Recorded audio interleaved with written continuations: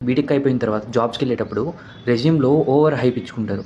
ఒక 20, 30 సర్టిఫికేట్స్ పెట్టుకోవటం అండ్ చాలా స్కిల్స్ పెట్టుకోవటం, ఓవర్‌గా అన్ని లాంగ్వేజెస్ వచ్చినట్టు రెజ్యూమ్‌లో ఉంచుకోవటం.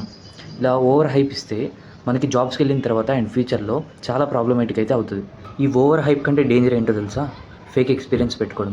ఇలా ఫేక్ ఎక్స్‌పీరియన్స్ పెట్టుకొని జాబ్స్‌కెళ్ళటం వల్ల ఇంటర్వ్యూస్ అప్పుడు వాళ్ళు ఈ ఫేక్ ఎక్స్‌పీరియన్స్ సర్టిఫికేట్స్‌ని వెరిఫై చేసినప్పుడు ఫేక్ అని చెప్పేసి తెలిసిపోతుంది. దీంతో చాలామంది జైల్స్‌కి కూడా వెళ్తున్నారు. సో, ఇలా మాత్రం అస్సలు పెట్టుకోవద్దు.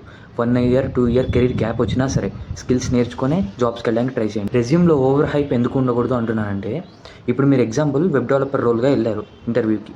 అయితే ఆ ఇంటర్వ్యూయర్ ఏం చూస్తాడంటే, మీకు వెబ్ డెవలప్‌మెంట్ వచ్చా? రాదా? అని చెప్పేసి చూస్తారు. ఓకేనా? మీకు సి ప్లస్ ప్లస్ వచ్చా? సి లాంగ్వేజ్ వచ్చా? అదంతా వాళ్ళకి అవసరం లేదు. సర్టిఫికేట్ సెక్షన్‌లో కూడా చాలామంది 20, 25 సర్టిఫికేట్స్ పెట్టుకుంటారు. ఇందులో ఈ 25లో కూడా 15-20 పార్టిసిపేషన్ సర్టిఫికేట్సే ఉంటాయి. సో, ఇలా పార్టిసిపేషన్ సర్టిఫికేట్స్ పెట్టుకొని ఇంటర్వ్యూస్‌కెళ్ళటం వల్ల హెచ్ఆర్ ఈ పార్టిసిపేషన్ సర్టిఫికేట్స్ అన్నీ చూసి, కన్సిడర్ చేసి ఇంటర్వ్యూ మధ్యలోనే మీ అప్లికేషన్‌ని మిమ్మల్ని రిజెక్ట్ చేసే ఛాన్సెస్ చాలా ఉన్నాయి. సో, టాప్‌లో అబౌట్ సెక్షన్ ఉంటుంది.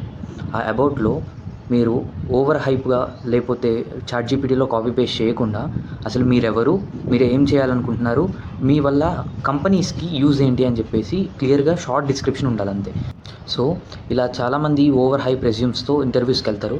దానివల్లే మీకు జాబ్స్‌లో ప్లేస్ అయ్యే ఛాన్సెస్ అస్సలు రావు.